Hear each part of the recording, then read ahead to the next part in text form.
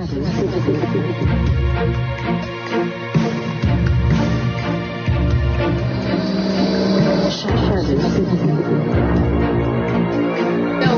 human-computer systems engineering, melding people to machines. And then as you looked into with nanotechnology, literally eventually from the inside out. Yes. Like that we will be, that their goal is for us to become machines from the inside out, which is mind-blowing and something that I did not have on my radar at all until really the last 2 or 3 months.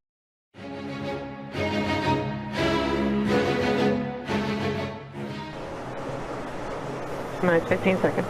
Vehicle flight pressures.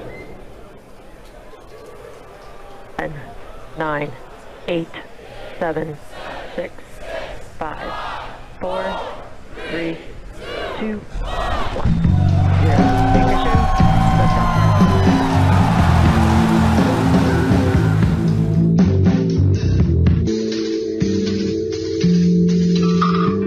Hello and welcome, independent researchers, skeptics, and all of humankind, Shadow Citizen.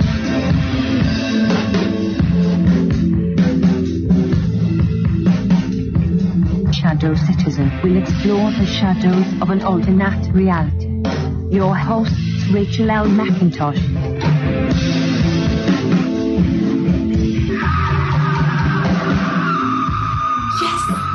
Welcome back, everyone. You made it through another week.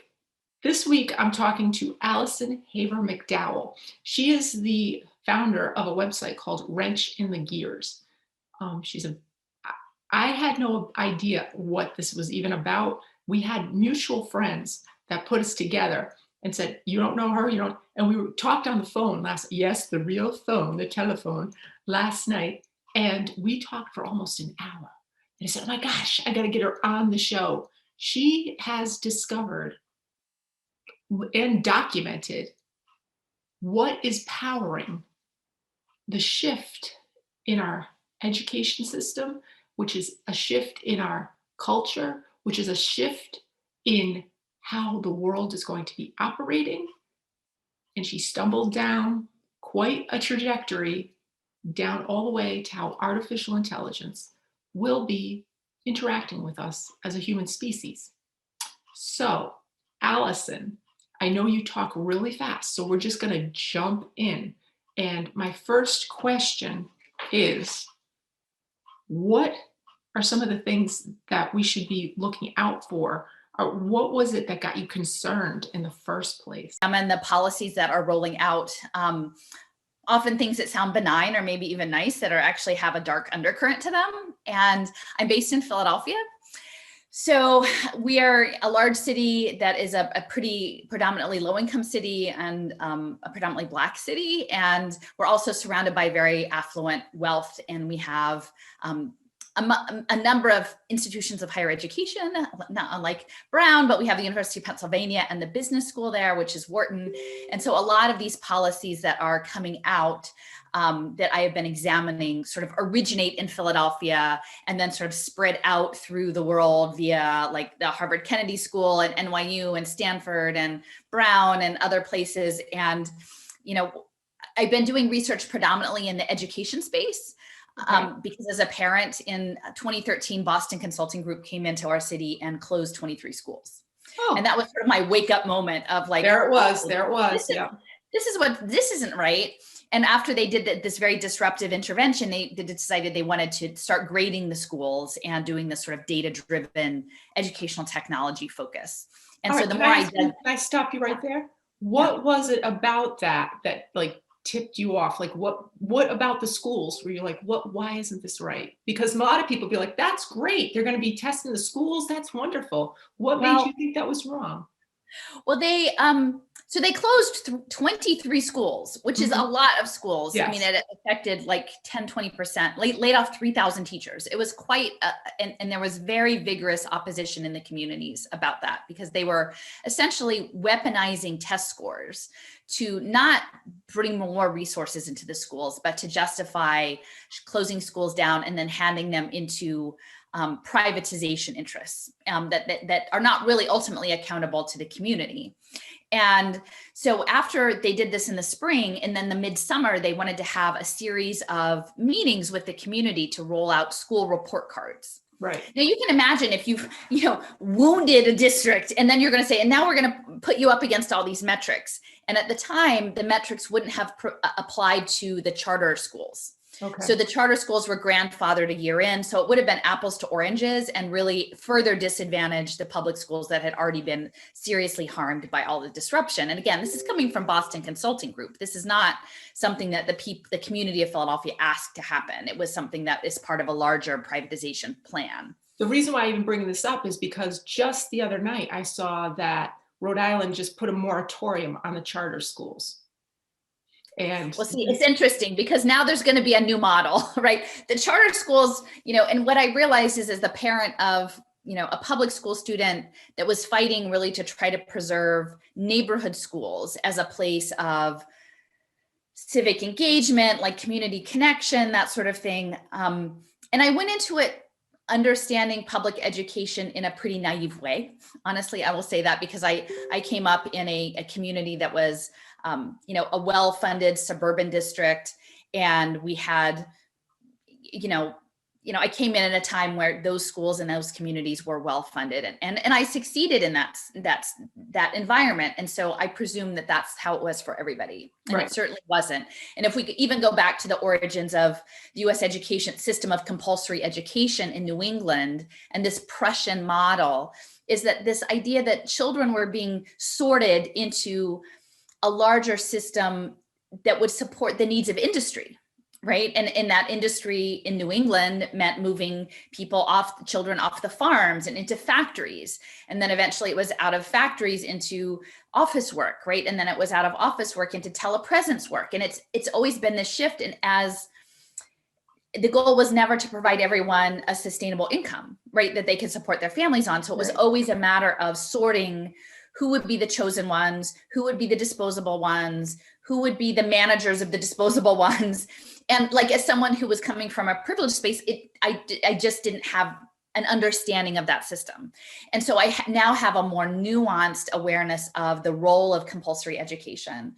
Not to say that we shouldn't still be aspirational towards communities that create access to knowledge sharing, knowledge collection. But the way it's happening increasingly as we're moving forward is going to be integrated into technology, not just screen-based technologies, which is what we're really suffering under this past, almost year of lockdowns, but it is something else. It is going to be tied to wearable technology and even ultimately nanotechnology. So we are going to be learning in accessing information that will be mediated through artificial intelligence based on who we are, right? We will be further shaped. It will not simply be, oh, you're on the track for technical education, you're on the track for four-year college, right? Like back in the day, that these were sort of the splits, or you will get a GED and move on to, that's your end of the line. And increasingly what's going to be happening in the education space is lifelong learning. They frame it, which sounds good because clearly we need to learn all our lives, but it will be in this panopticon, and it will be about chasing skills for technology that's increasingly going full stream ahead, that's increasingly being run by AI, that AI will be like on a need to know basis. So you in your personalized education, which Rhode Island was set up as the personalized learning state with Mark Zuckerberg, because you're small, you're small, you're sort of in the embrace of Massachusetts neoliberalism on one hand and like Connecticut hedge funds and insurance on the other. You're like locked in. Yeah, and then New York right behind us. Right, exactly. Like the other hedge funds, like not too far. So you're right, and you're sort of an incubator space. Is this small, a relatively small state that, people can buy access and influence. You have, and so you're a test bed. So personalized learning is being sold as this lovely thing. Look, you can have a personalized education, but what they're not telling you is in this fourth industrial revolution that's rolling out, most people won't have meaningful work. Most people, way more people will have precarious work. You'll have micro work. You may have work that you have to put on a VR headset and work through a robot. And that's what they're imagining for the next, I don't even know, I'm thinking 10 years out, but at the pace things are moving, it could be the next 5 years out. Now, to can I move ask you into that space. questions? Yeah. How are you arriving at these statements you're making about 10 years out? And like you've been researching, how are you arriving at these statements? Well, so there's a document, there was an organization that's now been pulled off the internet, but it's still available in the Wayback Machine. And it's called Global Education Futures Forum, Global Education Futures Forum. Okay. And it's global, as it says. It involves representatives of numbers of Ivy League institutions, Harvard, Stanford. This isn't a scam. It's led by someone named Pavel Leksha. And Pavel Leksha he's a transhumanist, actually, and his background is in mining and engineering, manufacturing, and he's from Skolkovo, which is sort of the Silicon Valley of Russia. So there's the Skolkovo Business School. So it's like, but he's from Russia, and he was leading this initiative, but it was global, and the United States contact, his name was Tom Vander Ark. And Tom Vander Ark was a key player has been in the rollout of education technology and competency-based education. And so if you imagine that a future of learning is, until you're in your 80s, you're chasing your next skill badge, that they've built this idea of an online learning locker of competencies. And so you will demonstrate that you have met some basic level of achievement in a skill, and then that achievement will go to your locker so that AI can sort you. But these skills will be not simply academic knowledge, cognitive knowledge, but will actually be fundamentally your behaviors and your emotions. We're seeing a big push now for social emotional learning. Yes. Which, they guide you in. They have this testing regime that is brutal, narrow, inhumane, and then they say, oh, we've woken up. You're right. That isn't the best. We should care about the whole child. We should really focus on emotions now, and those soft skills are so important. So now they're actually using these technologies which are capturing emotions, like this stupid camera right here, like Zoom they've got technologies where this young guy from MIT, he's in a room, just to spiral off for a second, but Jim Heckman, who's a Nobel Prize winning economist, is developing equations for these human capital markets. And he's at the University of Chicago. And he had a whole conference a couple years ago on social emotional learning, where he invited researchers from all over the country, some international. And there was this young kid from MIT, he's maybe in his late 20s at the time. And he's talking about the sophisticated technologies, and that they could actually bounce a light from the camera off your retina and get your pulse rate. Oh, good. So that they can monitor your engagement with material in a screen-based system. Mm-hmm. So they're pulling biometrics. And then MIT also developed something called Affectiva, which was emotion sensing software in facial recognition. And that they were overlaying that with surveillance cameras and other things. But the movie industries and advertising were using it to do A/B testing for commercials. So people are not realizing the extent to which they're capturing our very essence of our humanity, and then building that into really sophisticated and granular profiles, and that they're actually planning to do this for really young children. That part of this Heckman equation is investing in early childhood, but they need, essentially their metric for improvement is behavior change, measurable behavior change. And they've got surveillance play tables by Hatch Education called the We Play Smart Table that they're using in EduCare, which is a Head Start program. It's franchised, but definitely in Tulsa public schools. In the 100th anniversary of the race massacre, they've got in Head Start surveillance play tables, which are flat screen TVs with fisheye cameras on two corners that children play at this screen, with puzzles or something. And then they record their behavior and score it. Mm-hmm. And then these profiles are for 3 and 4 year olds for impact markets. But then, this data is accruing to their profile. So I kind of got off track, but anyway, this technology system, they were supposed to have these meetings in July. It was to grade these schools that had been disrupted. And, Clayton Christensen, who's since passed, but he was this, disruptive innovation in healthcare and education. It was disrupted. Then they came in for their change agents, and they were going to change things up. And I organized 40 people, and we showed up at this meeting. They didn't expect, but a handful. And we said, no, we can test this. We don't think this is a good plan. And I asked who was funding it. And it was the Michael and Susan Dell Foundation. So at the time, I was sort of naive and I was thinking, okay, so this is to sell computers, right? Dell computers, Right, they're yeah. based in Austin. This is to sell computers and software and cloud computing, like this is, you're using our kids to sell your products. But then later I was watching the film Snowden, and as in one of the scenes, they're trying to suss out if he's legit or not in this hotel room. And so he starts throwing down his badges and his security clearances on the bed of the hotel. Yeah. And he throws down a couple, and then he goes, and here's my Dell ID.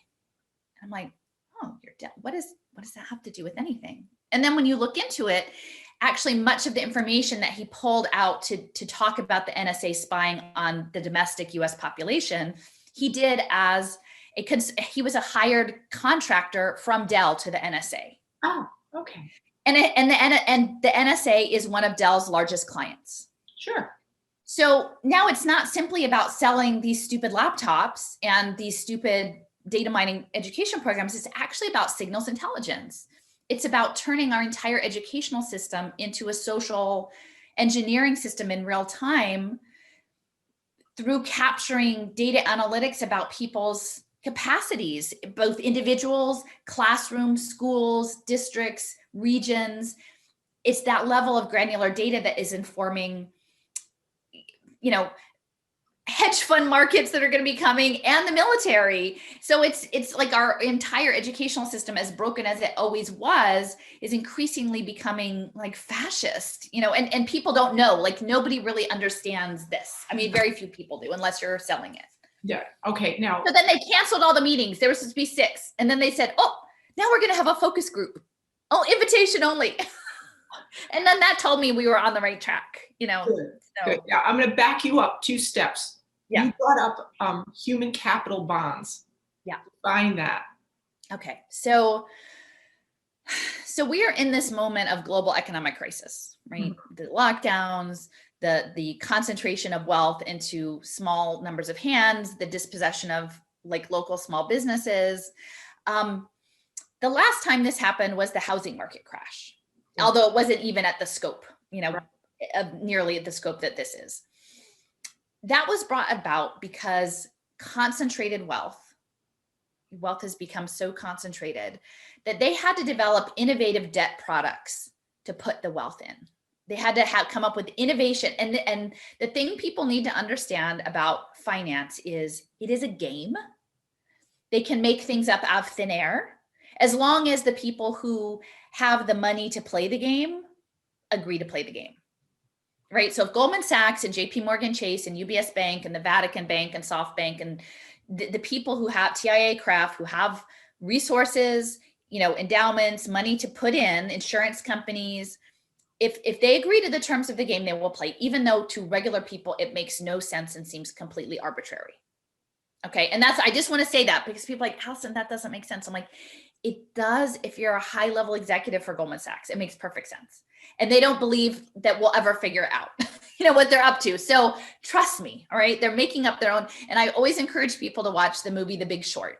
Yeah. That's one of my favorite movies ever. I've watched it a million times. I love very helpful in laying out the insanity of this, like how they would sell mortgages to people that they knew were on adjustable rates that they would fail at. But if they could string them along for a while, it would work. And then the people who realized that it was going to all fall apart, those were the ones who made these calculated deals and made an incredible amount of money. But at the time in this scenario, they're these young guys who just happened to come across some information that enabled them to make this big bet that was very unusual. And they had a mentor who had been, really disgusted by the whole field, but came in to support these young people. And, they were so excited to place this short on the housing market. And the mentor, who was someone who had more life experience, looked at them and had said, this is nothing to celebrate. Right. Because if you're right, this is people's lives on the lines. Like you're betting again that people will all lose their houses and potentially their jobs and their incomes and their stability. And so it seems like a game, but it's actually attached to real people, and then these younger kids, oh, okay, right. And then it's crazy because at one point further down in the game, the default rates were going way up and they thought, oh, now's our time, right? Like we've placed this bet and now's going to be our time to cash in. But the market never reflected the reality of that situation. And then they realized everyone evaluating the bonds and the markets was in on the game too. So they always knew it was wrecked and broken, but at the time that they were waiting because they had to keep paying in to stay in the game, lots and lots of money. So they were losing money until they made a lot of money. So they were losing this money thinking, when is this going to kick in? When is the reality of the default rate really going to kick in so that we can claim this bet that we've made? And it drug on for a long time. Yeah. And then and there are these scenes where people are realizing, oh my gosh, I knew it was broken. I didn't know it was this broken, right?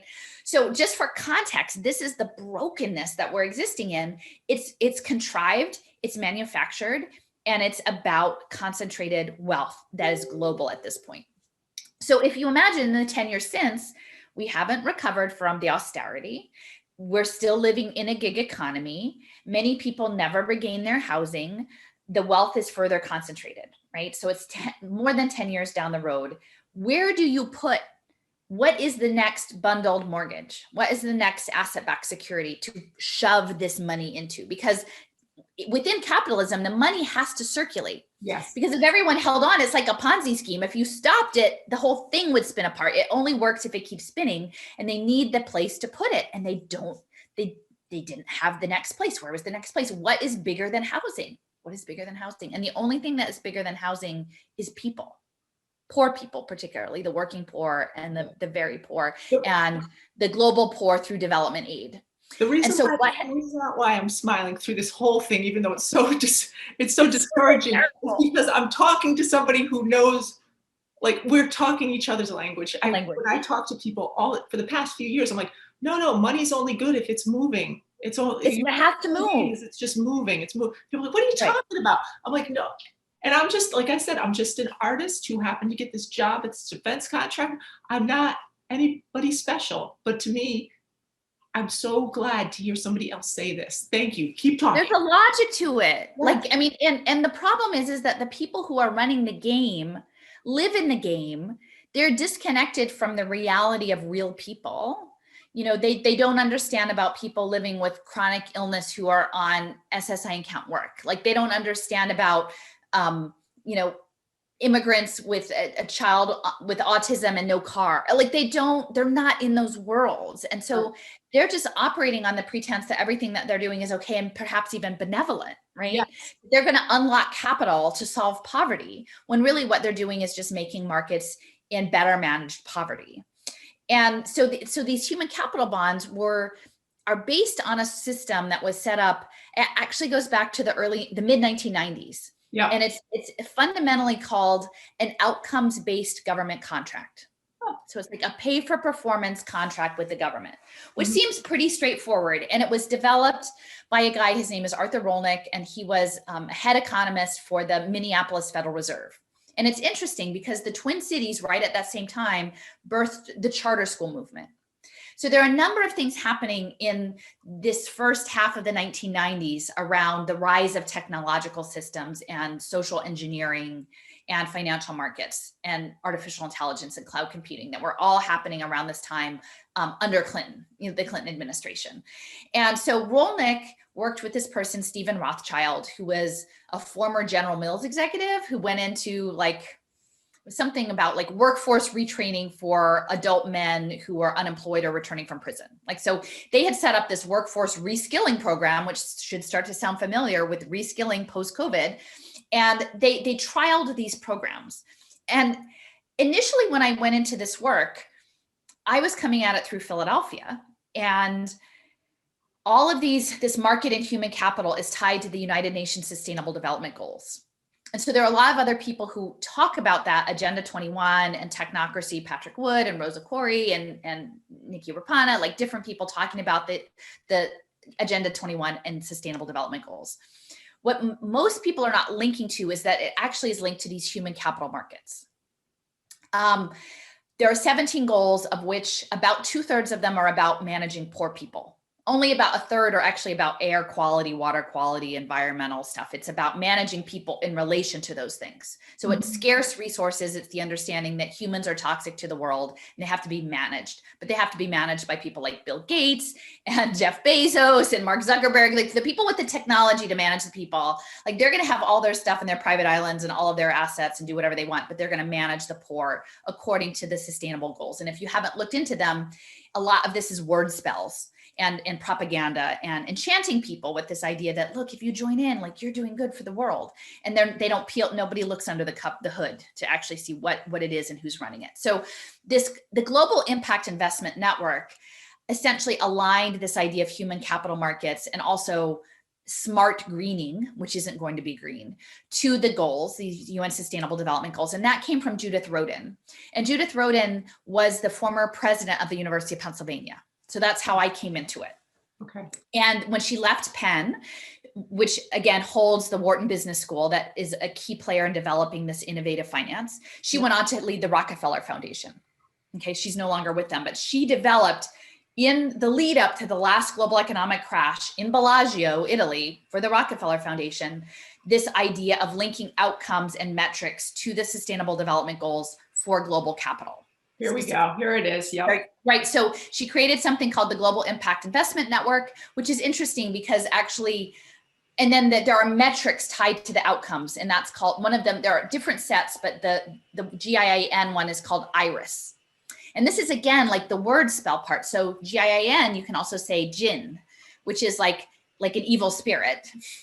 And IRIS, much of this stuff is linked to tracking human capital through biometrics, including retinal scans. Okay. And then Iris is the messenger to the gods in Greek mythology. Egypt are we talking about? Pardon me? Is this in ancient Egypt? Well, I think Iris is in the Greek or Roman mythology. Okay. So Iris, which is again the metrics for the impact, was the messenger to the gods, and their symbol was the rainbow. Oh, naturally, sure. So if you looked at the Sustainable Development Goals, they're all laid out as a rainbow. So you have, you could say it's coincidence, but it is interesting because you've got the metrics, you've got the biometrics, you've got the rainbow. When COVID broke out, everyone's like, put the rainbow in your window, put rainbow balloons on your railings. It's all about the rainbow. Isn't this so happy? And so these 17 goals each have like a little color that makes it look like the rainbow. But it is about poverty management. Like goal 1 is about managing poverty straight out. Goal 2 is hunger. Goal 3 is health. Goal 4 is education. Goal 5 is gender. There's opportunity gaps. There's justice involvement. There's smart cities is 11. There's all of these goals are laid out. Yeah. Only towards the end are the environment. So these metrics came out of Philadelphia, but they were backstopped by the outcomes-based contracts from Arthur Rolnick. And goal 4 being education, and really goal 3 being health, is essentially about managing people preemptively into a global construct, into a globally socially engineered system. And this system, this world that they're building for the 4th Industrial Revolution, really doesn't like people. The system that they're building is transhumanist. It is about artificial intelligence, quantum computing, synthetic biology, Internet of Things, Internet of Bodies, sensor networks. It's not about independent thought. It's not about unique gifts. It's not about webs of relationship. It's really about dissecting individual people into their basest parts and managing them through technological systems, which is a very anti-life program. And all of the technologies that are being rolled out to do this are fundamentally military technologies. And that's, again, for Rhode Island, something that, because of the nature of the defense contracting so much in such a small area, as well as the Navy, because many of these technological systems are actually piloted through the Navy research programs. And you could do, so it's human computer systems engineering, melding people to machines. And then as you looked into with nanotechnology, literally eventually from the inside out. Yes. Like that we will be, that their goal is for us to become machines from the inside out, which is mind blowing and something that I did not have on my radar at all until really the last 2 or 3 months. Yeah, it's funny because when we talked last night, we brought up the nanobot stuff. And I was like, wait a second, my latest book is about nanobots. And last 2 days specifically, I was like tweaking my head. I was like, smart dust. I was freaking about smart dust. and you brought it up last night when we spoke. Yeah, we're on the same way. I gotta talk to you. So, all right. So where do you want to go from here in this conversation? I guess I'm not sure if I totally, so these human capital bonds. Yes. I didn't fully finish. So Arthur Rolnick, Global Impact Investment Network, and Judith Rodin, the Rockefeller Foundation. There's something called the Impact Management Project. That's the world's 2,000 largest asset holders that are going to be running their locked up capital, where they're like, where do we put it? Where do we put it? Oh, we're going to put it in poverty, right? And like manage it. Then we can surveil everyone and turn them into robots through our, green investing, socially environmental governance program. Aren't we good? Pat us on the back, that we're doing this. So it's tied in. So there's different equations, and they're based on, again, this fake idea of a cost offset. It's really not unlike carbon credit trading. So the carbon credit trading is like this idea that if you don't minimize your carbon output, it's going to cause long-term harm to the planet, right? So you invest money now so it doesn't cost you more to try to fix it later when you've let the problem get out of hand. And that's the idea. They want to apply that to social services. So they will predictively profile people into being burdens on society. So if you're a burden on society, either through needing reskilling, needing mental health services, needing healthcare, needing housing, needing food, any of these things is starting to have a number attached to it. And the prison industrial complex being the largest cost offset, right? Because they have very specific numbers. Oh, it costs us this much per day, per month, per year to keep someone incarcerated, which again, I'm very much about needing to remedy that broken system. But when CoreCivic and Geo Group, the private prison industries, are pivoting to social work, you know that there's something up. The model is pivoting. So we're moving to a global open air digital prison run from satellites, essentially. And that's the Starlink stuff, everything that's going up now. So they're pivoting to social work. So there are the equations that say, for example, early childhood investing is a huge one of them right now, and workforce reskilling. So the pre-K social impact bonds, that's what they social impact bonds, or pay for success, or development impact bonds. They go by different names. The premise is that in one of the early ones in Salt Lake City, and I was just out there that last week, the United Way and community partners said, if we invest in pre-K for children who are screened as being at risk, if they're screened into a program, we will deliver them pre-K, and then they won't need special education, which is expensive. So that's the cost offset, is special education. We give them pre-K and then they won't need special education. And in the model program that was backed by Goldman Sachs, and Goldman Sachs has an industrial bank set up in Salt Lake City, which is a bank that is bank-to-bank transactions, not retail transactions. So it's just for things like investing in human capital. Mm-hmm. Goldman Sachs backed the project, and of the 100 children who were involved, only one, when screened when they came to kindergarten, met the standard to get special education services, right?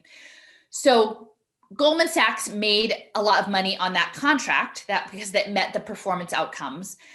But even the New York Times and the Chronicle of Philanthropy were looking at this saying, these numbers don't make sense.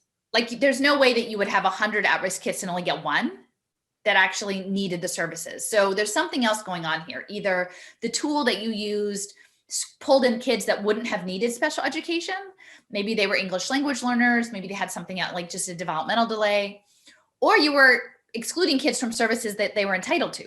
So, but some combination. And that's the backdrop for all of this. And now they're ready to scale it because Jim Heckman, again, at the University of Chicago, backed by George Soros and Open Society, at the Becker-Friedman School of Economics. So this is fully bipartisan. All of this stuff is going forward. It's fully bipartisan, but the problem is much of it sounds progressive. It sounds like we want to care for people. And so the people on the liberal progressive left are very confused that it's not that Goldman Sachs cares about these toddlers, is that they want to data mine them to move their capital. Yeah. And so these are these markets. And in 2018, Ready Nation, Robert Duger was working with Jim Heckman and Art Rolnick on something called like the Invest in Kids Working Group. And they met in New York City. They rang the NASDAQ bell. They were on Times Square, and no regular advocates for children could attend this gathering. It was global, and it was only for business people. Oh, sure. And the registration says, unless you're a business, like if you're an advocate for early childhood education policy, you can only come with 4 vetted business people to this conference. So that just straight up says, and not only that, but then they're ringing the NASDAQ bell, they're in Times Square. And they have a slide from the Kauffman Foundation, A Ready Nation from 2012 saying, we're going to securitize the debt for pre-K fund programs and turn it into asset-backed securities. I mean, they straight up say, we're going to turn it into asset-backed securities, which is what's going to be securitized and traded. All right, I have a question right here. Yeah. How does this relate to, for instance, like the Secretary of Education, that we have in the United States? Because that person that rolled in during the Trump administration, well, like, oh, this person's into education, really? Is this true? So how does the U.S. itself, U.S. Corp, also invested in these bonds? Well, so Pay for Success was actually part of the Every Student Succeeds Act passage. Okay. And that came in under Obama. So when I say it's bipartisan, like everybody has their different role to play. So Obama was huge in getting Race to the Top, the data-driven education, the educational technology, the STEM, advancing virtual reality, advancing many of these policies, and also really starting the ball into wraparound services in schools. So he gutted FERPA, which is the privacy protections for student data privacy in the schools, and created a lot of loopholes that will work for impact investing. And now what we're going to see coming up next is the introduction of a lot of like telehealth into schools, teletherapy, social workers who are going to be tasked with running children through these human capital bond programs. Because if it happens in an educational setting, the data is available in a way that it would not be in a clinical setting under HIPAA for the help, which is stronger still. It's not perfect, but it's stronger. So Obama got the, Race to the Top, the data, the testing, the Common Core. DeVos, so this is the interesting thing. When I was doing my work in schools, I was advocating from a point of neighborhood public schools. Mm-hmm. And the fact that other options would be pulling resources out of schools that were starving, which was true and accurate. What I'm realizing is that what is coming with AI education was often piloted in charter schools. So charter schools were often very much early adopters of blended learning and online education because it was a matter of scale, that to make money at this system, it is lean production and removing as much human resources as possible. And the technology does that. Plus it enables the data mining. So the charters were already well into the educational technology, but then it started showing up in the private schools and in the Catholic schools, even Common Core. And then with what is going to be coming, which is essentially, they call it a learning ecosystem. This has been in the works for about 10 years, is the idea you don't even have a school you go to, you have a device, you have a drop-in center to consult with someone on your pathway, but that your environment, both your physical environment, so I live in a city and there are a lot of potential learning opportunities if this wasn't in a predatory system of doing project-based learning, which is the connection to big picture. In this larger environment in my city. But what does that look like? And you can earn badges, right? The idea is you will earn badges in your city and you will walk around and it's like Pokemon Go education, but it's not real education because you're doing it alone in isolation on an app. And it's all about data mining and profiling you, not connecting you into larger communities of knowledge. But what does that look like in, way rural Maine, right? So that version is going to live in a virtual reality headset. And if you look at the incoming Secretary of Education, who came from a relatively small school district in Connecticut next to you guys, one of the images I have of him from EdSurge is him in a virtual reality headset. Yeah. So this collecting of badges can be both in the real world, in the virtual world, in a mixed reality world that's mixing data and data analytics and onto the real world. And these systems are military and they're intelligence community systems. And so what DeVos did was this version of a mixed reality video game education is what's going to come after the unschooling and the homeschooling communities. So her role was to play that side, to play choice, to play unbundling education. It doesn't need to be in a school. Look, you can exercise your choice as a consumer and do what you want for your kids. But what many people in the homeschooling, unschooling community may not have been aware of is that these services will be provided likely through digital vouchers that will be on blockchain, and they will be in a digital wallet. And so like other social welfare services, you'll have a housing voucher, a food voucher, an education voucher to spend, but it's digitally, and it will be pulling data in. So it will know when you were at the library, when you were at the makerspace, when you were at the climbing wall. And so the competency-based education model that is being forced by entities like Nellie Mae Foundation, the Lumina Foundation, the Carnegie Corporation, all of these folks who are very strongly at work in New England about remaking schools, is that if you use this voucher, if you go to a community space that takes the voucher, even if you don't use yours, their offerings are going to be narrowed to the competency model, and it will be under data surveillance. And so the Heritage Foundation and the Brookings and people are pitching this like choice, but it won't actually be a choice if it's happening in the Panopticon, so that your child can collect badges and compete against a child in Poland and another child in the Philippines to do telerobotic work. Like that's not a choice. So we ultimately, so that's what that's the DeVos piece. So the DeVos piece was like, okay, let's sell choice and groom that so that when everyone decides, wow, this whole education system wasn't really great, and now with lockdown and screen-based and trauma, even if kids going back, they're trapped in little plexiglass pens and washing their hands all the time, and the teachers are all anxious, and like that's not going to work. That's terrible. So people pull their kids out. Well, now we've teed up the next version, which is, oh, here, have your voucher.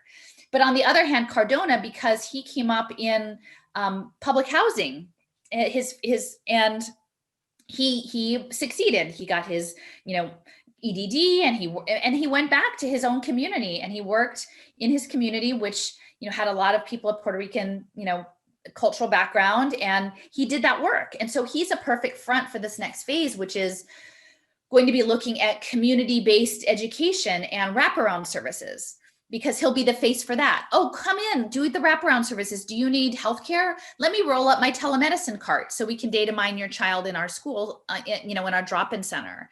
And I'm not in any way saying that people don't have needs. The needs are desperate, but they're capturing people in this net, and the school education spaces, school, whatever that is going to look like in the next 5 years, is going to be the net to catch people, not to help them, but so that Jeff Bezos or Bill Gates can make money on their impact deals. Oh gosh, Alison. All right, we're rolling in on 1 hour already, almost. Oh, sorry. I know. I swear to God. Here, I did homeschool my kids up until they went into middle school. And at middle school, I couldn't believe how, for instance, the very first year they're in middle school, they had to do a quarterly, it was a semester, they had to put their binders together with tabs. And I really felt like I was putting together a response to a government RFP. Yes. I was like, what the heck is this? And the kids didn't know how to do it. And we're on the floor, everything's on the floor. I'm putting everything in the binders. It's the metrics. It's going to be the competency system. It's all these it's atomized. And that's the thing. Like, I mean, you asked me, so I'm not actually, a real artist. So I quilt. I mean, I made the sweater, like I do handwork. I haven't done as much lately because the thing I'm piecing together is this thing, which is my back. This is like, I can't really say art, although I make these maps, and the maps are kind of artistic. And we're going to come back to you next time, and we're going to look at your maps, because I appreciate them as artwork. When I'm looking at them, I was like, oh my gosh, I can tell you are an artist, because it shows how you're understanding the world around you. You're trying to document it in a visual way. And we're going to focus on Rhode Island, where I live. Yeah. So you can see what's going on in Rhode Island. So here we are. But it's the synthesis. That's what they don't want people to be able to synthesize, and that when you and I can synthesize, and when the kids are putting their knowledge in every little binder tab, that is disrupting everything, so that they just become programmable matter. I mean, programmable matter for this. You know that with this COVID thing, my daughter is now out. She's back out because it's just ended the whole trying to do public school thing. My son is still in public school because he's in a track that I can't teach, and he's interested and he wants to pursue it. So, all right. But my daughter's done with it. We're done with it. And I know other people who have pulled out, they're just for the first time ever trying to homeschool. And what you're talking about. This looks like this is the way the world is going. Maybe what they're having people do, that's all there's going to be available for them to like be doing these VR robot work stuff. I don't know. I mean, you know, I have a friend when I was pursuing this early on because they were remaking the education system in North Dakota. Mm-hmm. And Doug Burgum, who was the governor at that time, was a former Microsoft. And so they were doing the competency model.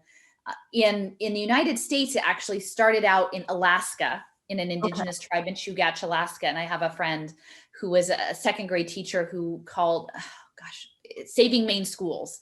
So they brought this program from Alaska to Maine. All right. And then they rolled it out, and Maine has a lot of connections to educational technology and through their politicians. And then it spread through this reimagined education.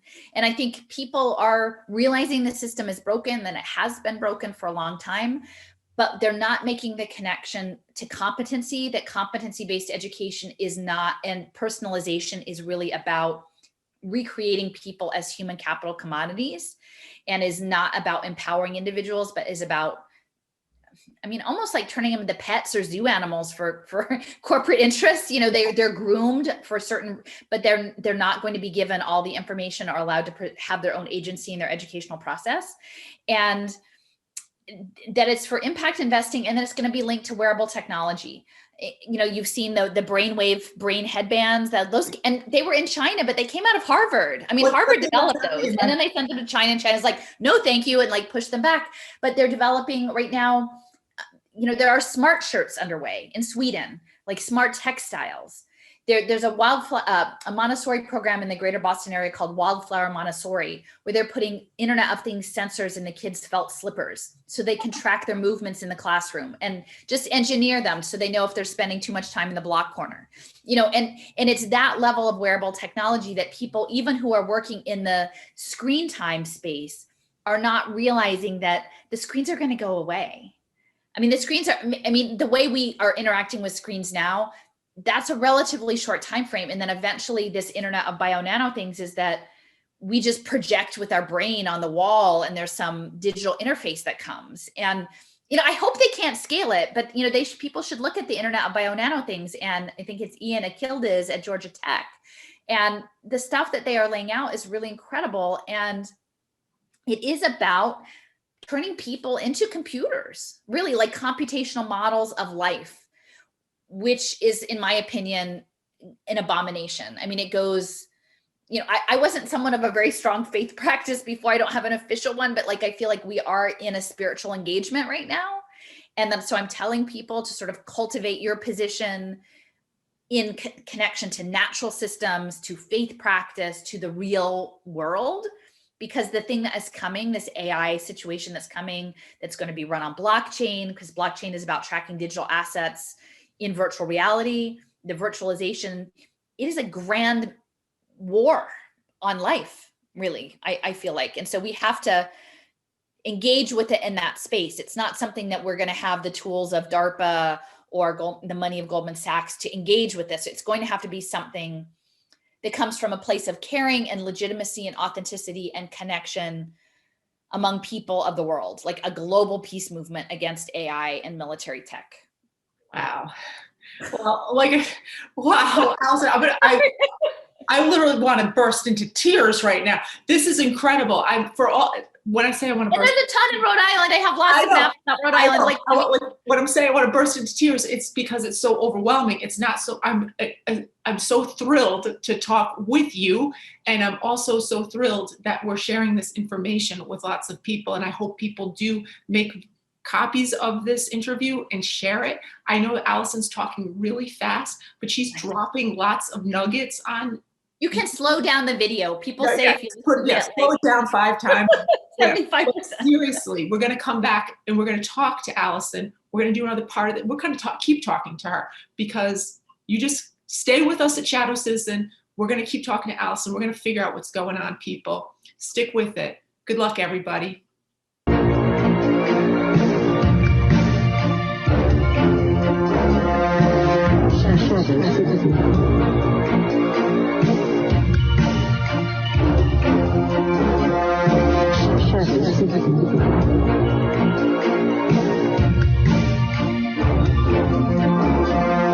Shadow Citizen with Rachel L. McIntyre.